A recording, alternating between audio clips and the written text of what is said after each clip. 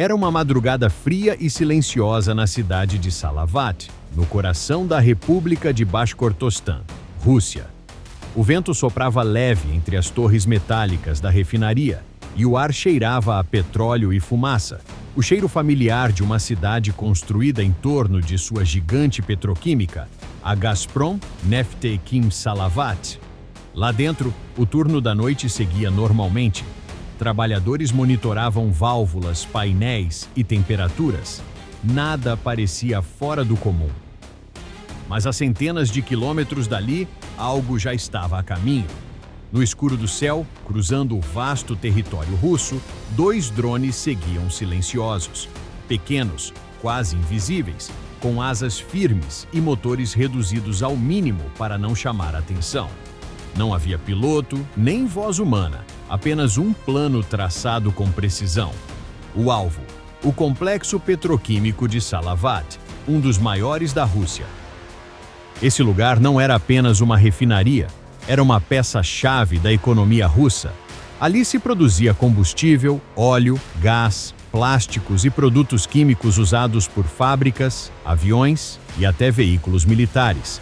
Era o tipo de instalação que o governo russo acreditava estar segura, longe demais da fronteira, fora do alcance de qualquer ataque inimigo.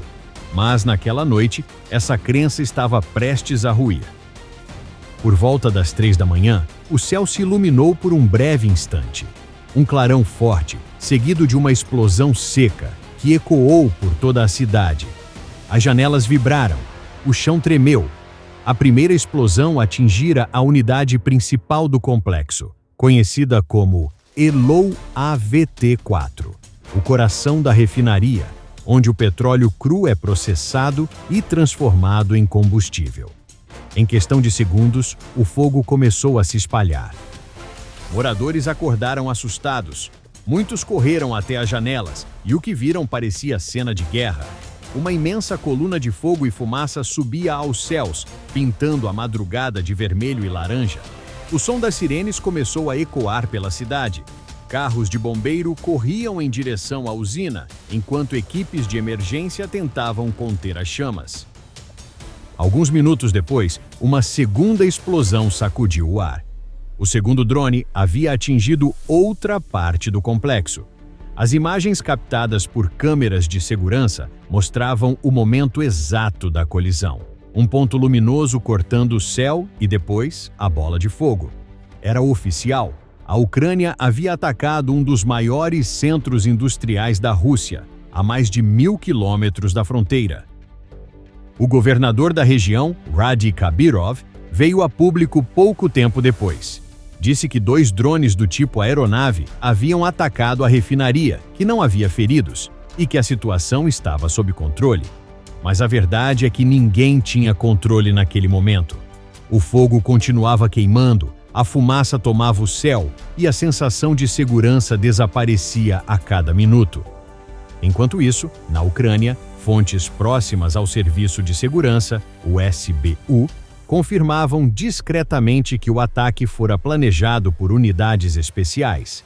Era mais do que um simples bombardeio. Era uma mensagem. A retaguarda russa não é intocável. Nenhum lugar está realmente fora do alcance.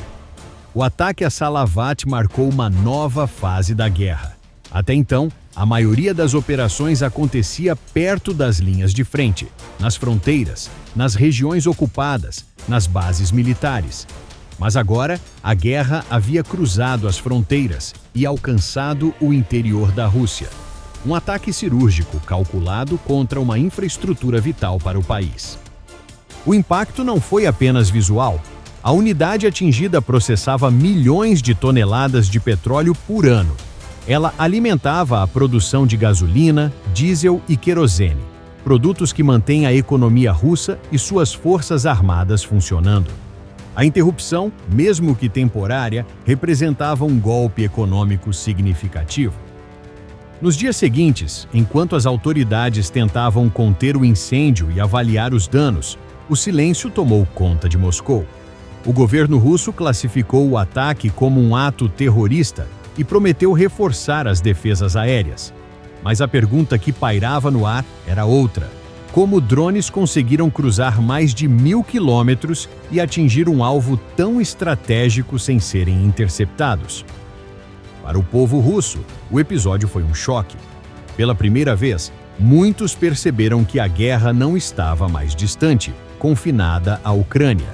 Ela havia chegado ao coração do país, às cidades tranquilas, às fábricas e refinarias que pareciam intocáveis. Mas a história não terminou ali. Apenas 6 dias depois, em 24 de setembro, novos drones voltaram a cruzar os céus de Bashkortostan. E novamente, a Gazprom Neftekhim Salavat foi atingida. Explosões, fumaça, caos. A mesma instalação atacada 2 vezes em menos de uma semana. Era a confirmação de que o primeiro ataque não havia sido um acaso. O segundo golpe teve um efeito ainda mais simbólico. Mostrou que, apesar dos sistemas de defesa, a Ucrânia podia atingir onde quisesse, quando quisesse. Mostrou também que os drones, antes vistos como armas pequenas e improvisadas, haviam se tornado ferramentas de guerra capazes de alterar a balança do conflito.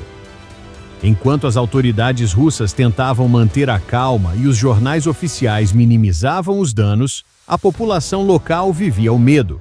Escolas foram fechadas temporariamente, o transporte nas redondezas foi interrompido e o cheiro de combustível queimado permaneceu no ar por dias, lembrando a todos que a guerra havia deixado uma marca. Na Ucrânia, o silêncio foi calculado. Nenhum discurso de comemoração, nenhuma declaração oficial.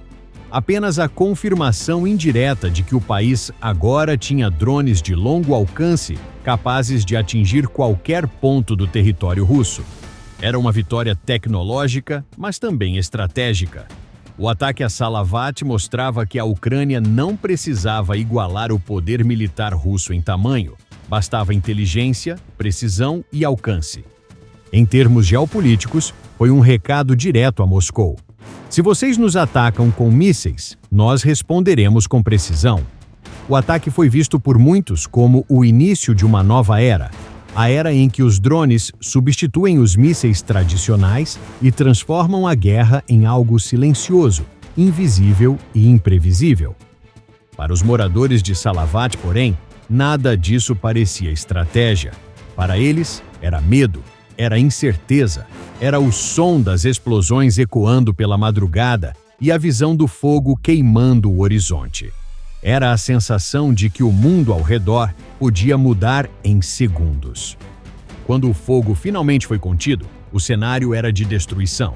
Estruturas metálicas retorcidas, tanques danificados, uma camada grossa de fuligem cobrindo tudo. As autoridades prometeram reconstrução rápida, mas todos sabiam que o golpe ia além do material.